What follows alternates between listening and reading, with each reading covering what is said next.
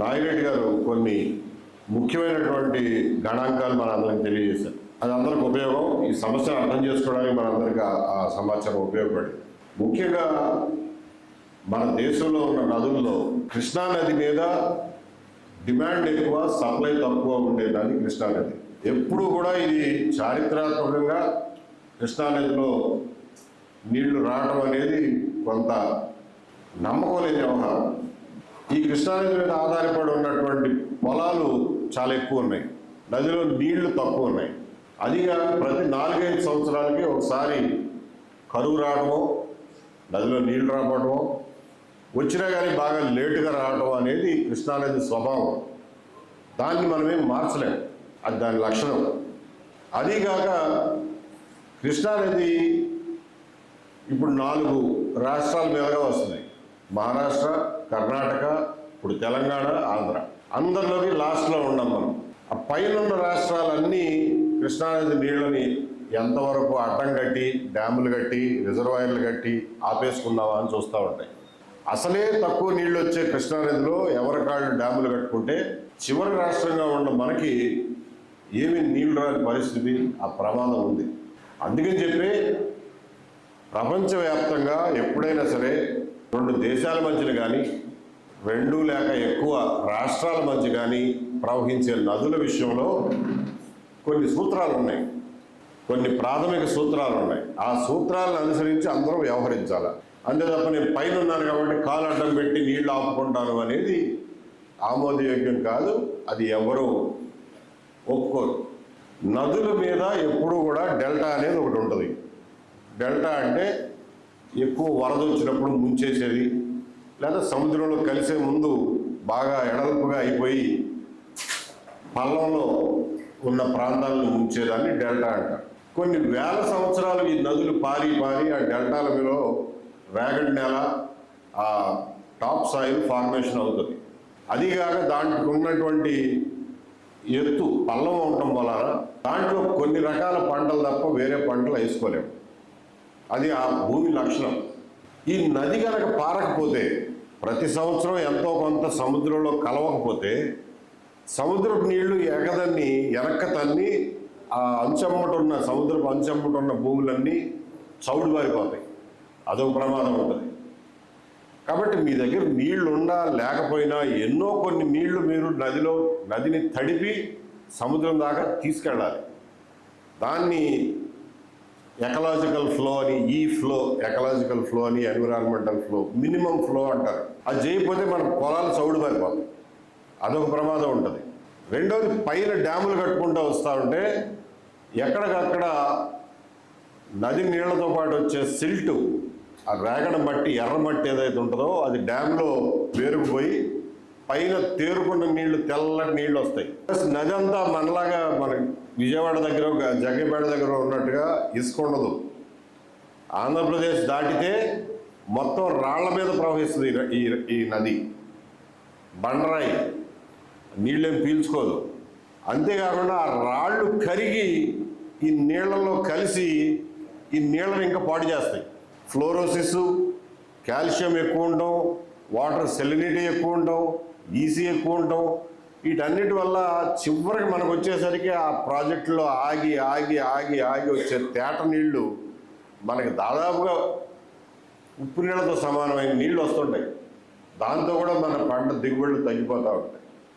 మీరు గమనించే ఉంటారు, పట్టిసీమ కట్టిన కొత్తలో గోదావరి నుంచి ఎర్రటి నీళ్లు వస్తే కృష్ణా డెల్టాలో సడన్గా దిగుబడులు పెరిగినాయి. ఎకరానికి 3-4 బస్తాలు కనీస పక్షంలో ఎక్కువ పండడం మొదలెట్టింది. ఎందుకంటే ఆ ఎర్ర నీళ్లు, దాంట్లో ఉన్న silt.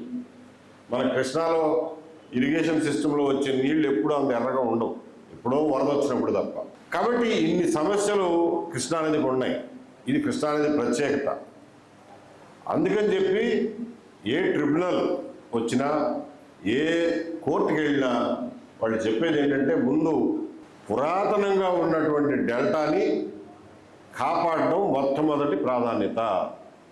Existing rights, ancient rights, వాటిని ప్రొటెక్టెడ్ రైట్స్ అంటారు. ఆ రక్షిత హక్కుల్ని కాపాడడం కోసం ట్రిబ్యునల్స్ ఎప్పుడు కూడా డెల్టాకి మొదటి ప్రాధాన్యత ఇస్తాయి. ఇచ్చి కొత్తగా ఆయకట్టు చేసుకునేవాళ్ళు, కొత్తగా కాలువలు దవ్వుకునే వాళ్ళు, ఆల్మట్టి కానీ, నారాయణపూర్ కానీ, జూరాలు కానీ, వీళ్ళందరికీ తర్వాత వస్తాయి ఆ హక్కులు. మొట్టమొదట డెల్టాకి హక్కులు ఉంటాయి. ఈ హక్కుల్ని పరిరక్షించడానికి మనకి బచావత్ ట్రిబ్యునల్ వచ్చింది. మళ్ళా ఇప్పుడు ఇంకొక ట్రిబ్యునల్, బ్రిజేష్ కుమార్ ట్రిబ్యునల్ వచ్చింది. అందులో కొట్లాటలు జరుగుతూ ఉంటాయి, వాద ప్రతివాదాలు జరుగుతూ ఉంటాయి. ఈరోజు కృష్ణానదికి ఉన్నటువంటి వల్నరబిలిటీ, కృష్ణా డెల్టాకు ఉన్న ప్రమాదాలని గుర్తించే పట్టిసీమ కట్టుకున్నాము. పొద్దున పోలవరం పూర్తయి 45 మీటర్ల నీళ్లు నిలబెడితే అప్పుడు గ్రావిటీతోనే వస్తాయి. రిజర్వాయర్లో 195 టీఎంసీ పోలవరం రిజర్వాయర్లో ఉంటాయి కాబట్టి డెడ్ స్టోరేజ్ పోయినా 60-70 టీఎంసీలు మనం డ్రా చేసుకునే సదుపాయం ఉంటుంది కాబట్టి కృష్ణా డెల్టాకి ఏమి ఇబ్బంది ఉండదు ఫ్యూచర్లో.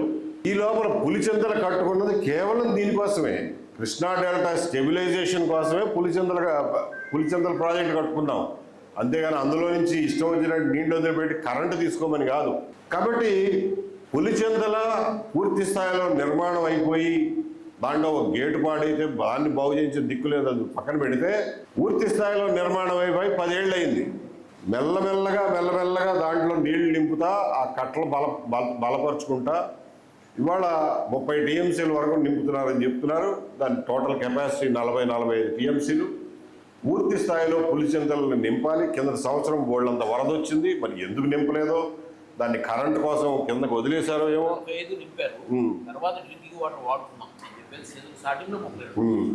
సో ఇప్పుడు 32 టీఎంసీలు ఉంటే అది కేవలం కృష్ణా డెల్టా పరిరక్షణ కోసం రిజర్వాయర్గా కట్టుకున్న దానికోసం వాడకుండా దేనికోసం వాడతారు మీరు?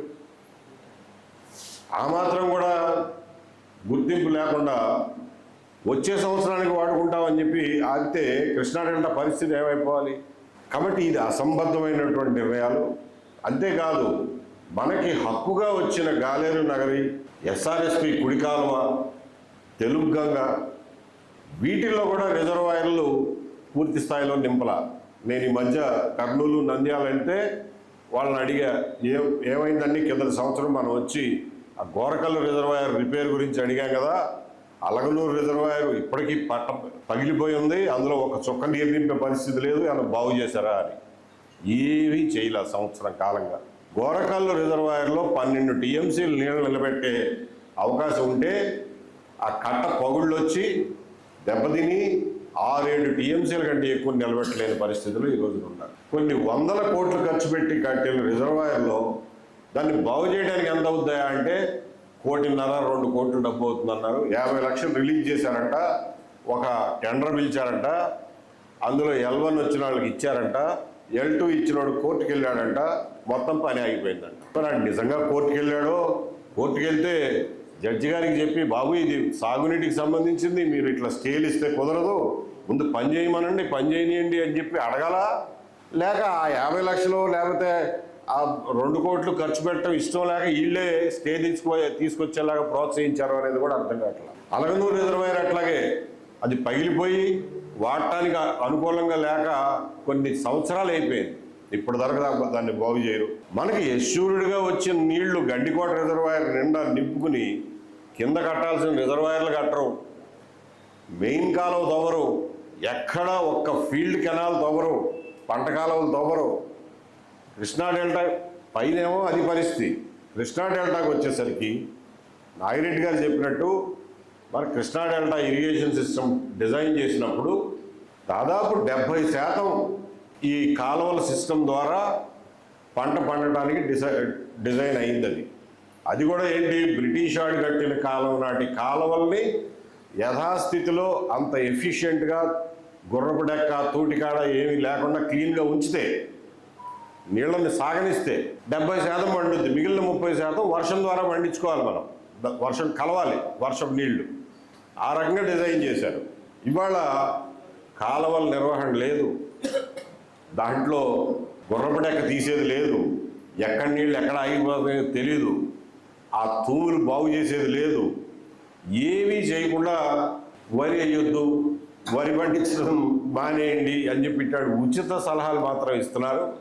ఇది మంచి పద్ధతి కాదు. ఎందుకంటే వాళ్ళకి తెలుసో తెలీదో మరి కృష్ణా డెల్టా గురించి తెలుసో తెలియదో మనకు అర్థం కాదు. ఇంజనీర్లకు అయితే ఖచ్చితంగా తెలుసు, రాజకీయ నాయకులకు తెలుసు అని నేను అనుకోను. వాళ్ళకి పూర్తిగా సమాచారం ఉండదు, ఎవడో ఏదో చెప్పిన దాని మీద కొట్టుకుపోతూ ఉంటారు. కృష్ణా డెల్టాలో దాని ఎత్తుని బట్టి పల్లాన్ని బట్టి వరి తప్ప ఇంకొకటి వేయటానికి లేదు. వేసుకుంటే యాక్వా చేసుకోవాలి, లేదంటే వరి చేసుకోవాలి. అదిగాక రిపీటెడ్గా మీరు వరి పండించిన నేలలో ఆ దమ్ము చేసి చేసి చేసి కింద 10 సెంటీమీటర్ల కింద నేల అంతా సట్టుకట్టుకుపోయి ఉంటుంది. మీరు వేళ్ళు లోపలికి వెళ్ళేటటువంటి పంట వేరే ఏ పంట వేసినా కానీ వేళ్ళు లోపలికి దిగవు. అంత సులభం కాదు పంట మార్చడం డెల్టాలో. అదిగాక రిపీటెడ్గా వరి పండించిన భూమిలో ఏ భూమిలో అయినా సరే కొత్త పంట వేయటం అంత ఈజీ కాదు. 1-2 పంటలు నష్టపోయి దెబ్బతిని అప్పుడు మాత్రమే మార్చగలం. ఇవేమీ తెలియకుండా ఎవరో ఏదో చెప్పారని చెప్పి వరి పండించమాకండి అని అంటున్నారు. 50 ఏళ్ల కిందట వచ్చిన బీపీటీ రకం తర్వాత ఇవాళ వరకు దానికంటే మెరుగైన వంగడం తయారు చేయలేకపోయాం మనం. చైనాతో పోలిస్తే మన దిగుబడులు ఎకరానికి దిగుబడులు సగానికి సగం ఉండయి. ముందు ఆటి సంగతి చూడరు, కాలువలు బాగు చేయరు, మనకు ఉచిత సలహాలు ఇస్తూ ఉంటారు. కట్టిన పులిచింతలను వాడుకోవడం రాదు, కట్టిన పట్టిసీమను సరిగ్గా వాడుకోవడం రాదు, టైంకి నీళ్ళు ఇవ్వడం రాదు, పైన కట్టిన ప్రాజెక్టుల్లో రిజర్వాయర్లో నీళ్లు నింపి పెట్టుకోవాలన్న ధ్యాస లేదు, ఉన్న నీళ్లను పొలాలకు బారించడానికి పంట కాలువలు తవ్వాలన్న ధ్యాస లేదు. ఇంకొకటి ముఖ్యమైన విషయం, ఆల్మట్టి ఎత్తు ఫుల్ హైట్కి పెంచాలని చెప్పి వాళ్ళు ఒక క్యాబినెట్ జీవో ఇచ్చారు. ఇచ్చి దానికి ఫండ్స్ కూడా ఎలకేట్ చేస్తున్నట్టుగా జీవో ఇచ్చారు. ఆ పెంచిన ఎత్తుకు సరిపడా కాలువలో కొత్త ఆయకట్టు తయారు చేయమని చెప్పి జీవోలు ఇచ్చారు. ఇవన్నీ కూడా బచావత్ ట్రిబ్యునల్కి పూర్తిగా విరుద్ధం.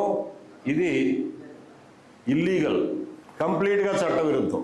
అలాగే తెలంగాణ ముఖ్యమంత్రి గారు కృష్ణానది మీద ఇంకొక 10 ప్రాజెక్టులు కట్టడానికి అని చెప్పి డిపిఆర్లు తయారు చేయమని జీవో 30 ఇచ్చారు. ఇంకో 250 టీఎంసీలు కృష్ణానది నుంచి లాగేస్తారంట. అసలు ఉండదే కాసింది ఇల్లు. దాంట్లోంచి ఇంకా 250 టీఎంసీలకు మీరు ప్రాజెక్ట్ రిపోర్టులు తయారు చేసి రేపు పొద్దున ప్రాజెక్టులు కడితే దిగువ రాష్ట్రం మన పరిస్థితి ఏంటి? కాబట్టి ఇది మనకు చాలా ప్రమాదకరం అండి. ఆ రెండింటి మీద మీరు ఆల్రెడీ సుప్రీంకోర్టులో మనకు కేసు ఉంది. ఈ విషయాలు కూడా సుప్రీంకోర్టు దృష్టికి తీసుకురండి అంటే చెప్పి నోరు నెప్పెట్టడమే తప్ప ఇప్పటి వరకు ఈ ప్రభుత్వంలో ఏమీ చల్లం కనపట్ల. కనీసం కాగితం వేసి పడేస్తే మనం ప్రొటెస్ట్ నమోదు చేసాం, మన నిరసన వ్యక్తం చేసామని రికార్డు మీద ఉంటుంది.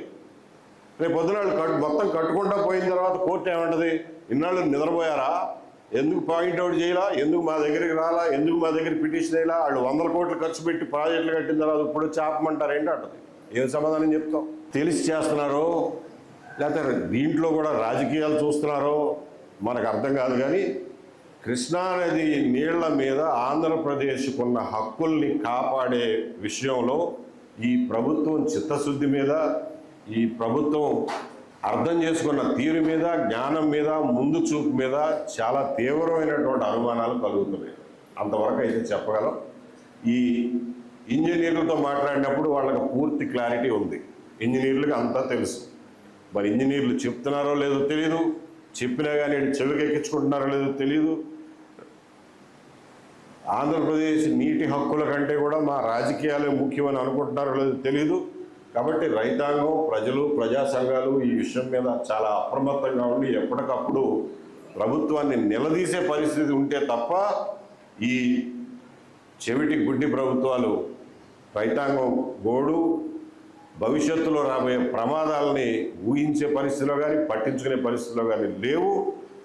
వాటికి ఈ సమావేశం కొంతవరకైనా ఉపయోగపడుతుందని చెప్పి ఆశిస్తూ ఇక్కడ ఉన్నటువంటి రైతు నాయకులందరినీ దీర్ఘకాలికంగా కృష్ణా డెల్టా పరిరక్షించడానికి, మనకి సహజంగా వచ్చినటువంటి మన న్యాయబద్ధమైన హక్కుల్ని పరిరక్షించుకోవడానికి ఎప్పుడు ఏం చేయాలన్నా కానీ పార్టీలకు అతీతంగా, వ్యక్తిగత అభిప్రాయాలకు అతీతంగా రైతాంగ ప్రయోజనాలు దృష్టిలో పెట్టుకుని అందరూ కలిసి రావాలని చెప్పి పిలిపిస్తూ సెలవు తీసుకుంటున్నాను. నమస్కారం.